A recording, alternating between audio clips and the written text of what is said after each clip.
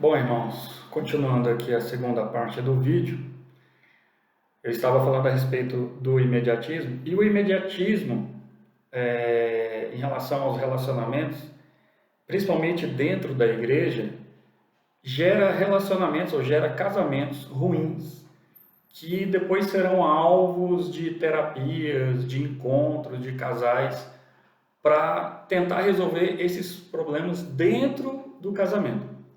E as igrejas focam principalmente em casais. Do tipo, é melhor remediar do que prevenir, né? Segue essa lógica ao contrário. Aí tenta-se remediar um relacionamento que já está ruim. Enquanto que o certo deve ser nós nos tratarmos, sermos pessoas resolvidas, completas e felizes enquanto solteiro, para depois haver um relacionamento e entrar num relacionamento que seja não livre de problemas, porque sempre teremos problemas, mas que seja minimamente resolvido, ou bem fundamentado, ou criado por pessoas que estão resolvidas no seu psicológico, na sua mente, nas suas emoções. Então, gostaria de falar um pouco sobre a tecnicidade de Freud e a complexidade da mente humana. Então, é necessário entender que a nossa mente, o nosso coração, os nossos pensamentos, as nossas emoções são bastante complexos. Como Jeremias disse, né? Nosso coração é o mais enganoso de todas as coisas. Ele é desesperadamente corrupto. E Freud percebeu, ele não era religioso, mas ele percebe de forma em que ele estava observando e tentando entender os casos de histeria, ele percebe que existe um processo, que é o processo de recalcamento. O que é o recalcamento? Quando você passa por uma experiência muito traumática, muito ruim, que o seu consciente não é capaz de suportar, o consciente faz o quê? Ele recalca, ele joga para o inconsciente aquilo que você não consegue suportar de forma consciente. Aquilo é recalcado, aquilo é reprimido.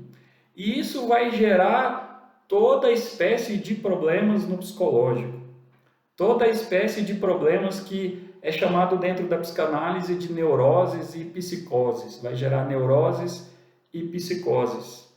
Mas o recalcamento, ele é constante na vida do ser humano. Toda vez que nós passamos por experiências muito ruins, experiências que nós não somos capazes de suportar, um sistema de defesa do ego, do consciente, é o quê? Fazer o recalcamento dessas lembranças, fazer o recalcamento dessa memória, jogando para o inconsciente, né?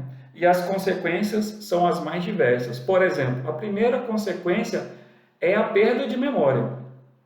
Quando passamos por experiências muito traumáticas, como essas memórias são jogadas no inconsciente, então nós perdemos de forma consciente o acesso a essas memórias. Então você vai perceber que experiências, momentos da sua vida em que você passou por experiências muito ruins, uma das características é você não lembrar de todos os fatos, ou não lembrar de nenhum fato. Ou seja, é a falta de acesso a essas memórias pelo seu inconsciente. Tá? E é por isso que Freud tinha um amigo, outro médico, que era Breuer, e que Breuer aplicava a experiência, ou, na verdade, a técnica da hipnose. Na verdade, ele foi para Paris para ver os estudos de Charcot. Charcot era um médico francês que aplicava a hipnose para ter acesso a essas memórias que foram recalcadas no inconsciente e que estavam causando sintomas físicos nos pacientes. Então, isso se torna inacessível ao consciente, porque é muito traumático e é uma defesa da nossa mente jogar isso no inconsciente, né? Então, para ver o processo de cura, uma das técnicas era a hipnose, que é uma forma de se acessar o inconsciente. Tá? Essa é uma das técnicas, mas que Freud abandonou. Freud não usou a hipnose, ele usou no começo, mas por algumas características de ineficiência da hipnose, ele abandona esse método e adota o método de associação livre. A gente pode falar disso depois. Então, qual é o caminho que nós devemos seguir? Qual é a solução? Então, eu coloquei 3 pontos aqui, tá?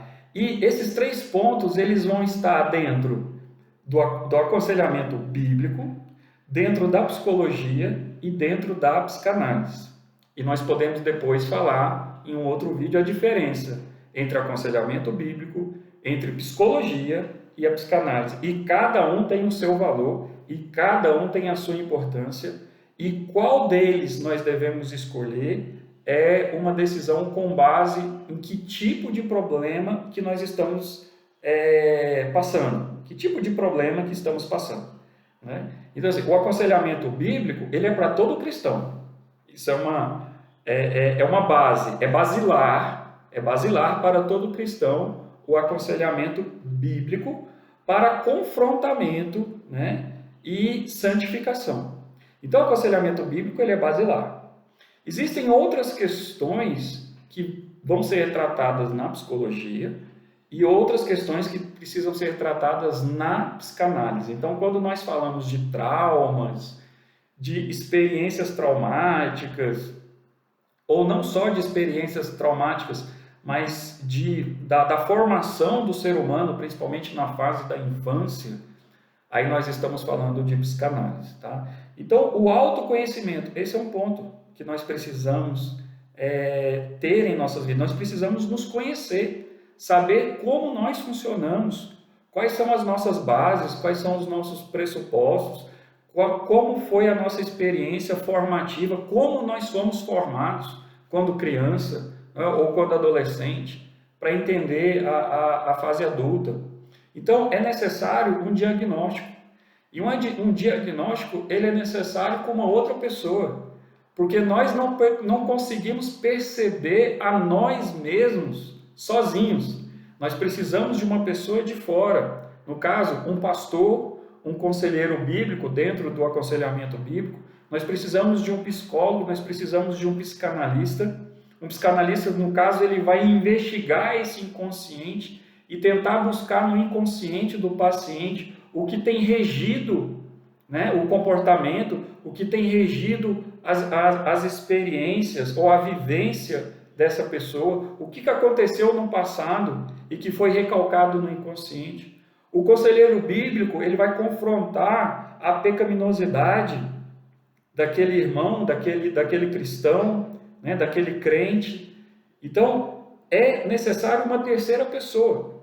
É necessário uma terceira pessoa. E da parte da pessoa, é necessário humildade, reconhecimento de que precisa de ajuda. E aqui não há pessoas especiais. Todo ser humano precisa de ajuda. Todo ser humano precisa de cura interior. Ele precisa se conhecer, saber quais são os seus problemas, para que ele possa tratar essas questões e ser uma pessoa cada dia melhor, mais completa, mais liberta, mais curada, mais sarada, para que tenha uma qualidade de vida melhor. Em se tratando de cristãos, ter uma vida que, de forma melhor, a cada dia, glorifique a Deus. Então, um terceiro ponto, o primeiro é autoconhecimento, o segundo é o diagnóstico por uma terceira pessoa e de nós mesmos, terceiro ponto, um esforço contínuo em busca de mudança, em busca de melhora. Inimigos desse processo. Os inimigos desse processo. Primeiro deles, o preconceito. Isso é coisa de doido. Na nossa cultura foi colocado que um tratamento psicológico ou psicanalítico, ou até mesmo um aconselhamento bíblico, é para quem é problemático, para uma pessoa que ela é problema, que ela é doida, né, que ela tem algum tipo de distúrbio. Mas, irmãos, todos nós temos problemas no nosso ser, na nossa existência. Como eu disse no primeiro vídeo, não somente no físico, mas principalmente na alma. Freud dizia que todos nós temos um pouco de neurose. Ele não era cristão, mas ele estava dizendo a mesma coisa que Jeremias disse. Enganoso é o coração, e mais do que todas as coisas, e desesperadamente corrupto. Quem o conhecerá? Quem o conhecerá? Ou seja, todos nós somos um pouco neuróticos. Alguns mais, outros menos, pela experiência que cada um teve. Todos nós temos problemas, todos nós temos pecados, todos nós temos vícios. Todos nós temos vícios pecaminosos e precisamos ser tratados para sermos curados. Então, a primeira barreira a ser vencida é a barreira do preconceito. O segundo inimigo desse processo é a simplificação dos problemas. E eu vejo a simplificação, ela tem várias causas, né? O imediatismo é uma causa da simplificação, né? Então, vou dar um exemplo dentro do meio evangélico cristão. Vamos fazer aqui um congresso, uma conferência de cura interior. Irmãos, isso é uma simplificação. O processo não é tão simples. Não é em um seminário, em um congresso, em uma pregação, em uma única conversa, que nós vamos resolver problemas tão profundos e tão complexos quanto os problemas da alma. Tá? A espiritualização errada, a teologia errada, o puritanismo, isso é outro inimigo desse processo de cura. Tá? Que é a espiritualização de problemas que são naturais, que tiveram causas naturais. Assim como você vai no médico para tratar de uma dor de barriga, existe também pessoas especializadas para tratar problemas psicológicos, neuroses, psicoses, fobias, né? Perversões. Tá? Então, não podemos simplificar ou espiritualizar demais.